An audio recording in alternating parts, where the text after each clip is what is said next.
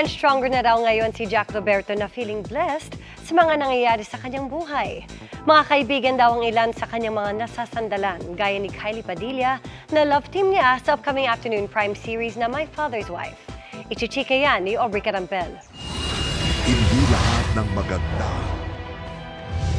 Maganda rin ang kalooban.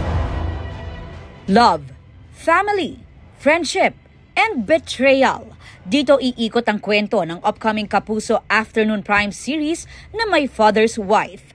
Pagbibidahan niya ni Kylie Padilla, Jack Roberto, Kaizel Canucci at Gabby Concepcion. Best friends ang role ni Kylie at Kaizel.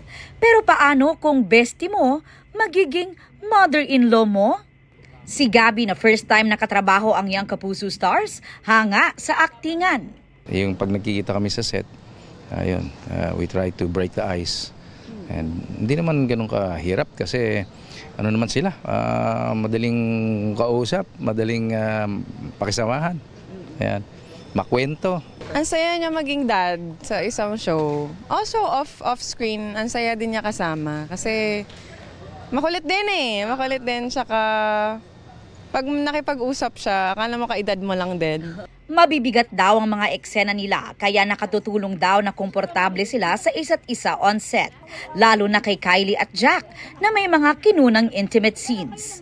Mabuti na lang daw nagkasama na sila sa seryeng Bolera kaya mayroon na rin daw silang chemistry. Very comfortable sa isa't isa, nandun yung trust, nandun si Coach Ruth every time na may mga intimate scene kami. So, kino-coordinate namin bawat eksena sa isa't isa. Kukolab kami para na matakihin. And then, ayun, pag nakita namin yung outcome, nasusurprise na namin na, yeah, we did it.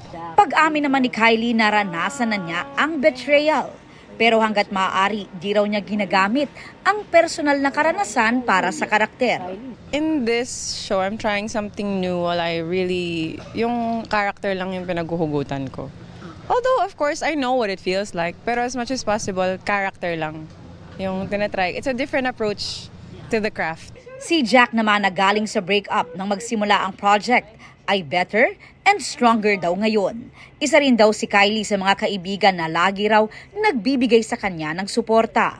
Ever since naman, I'm good naman. Before I accept this project, okay na ako. With all the blessings I have now, I think I'm good. I'm okay and I'm strong enough to work again.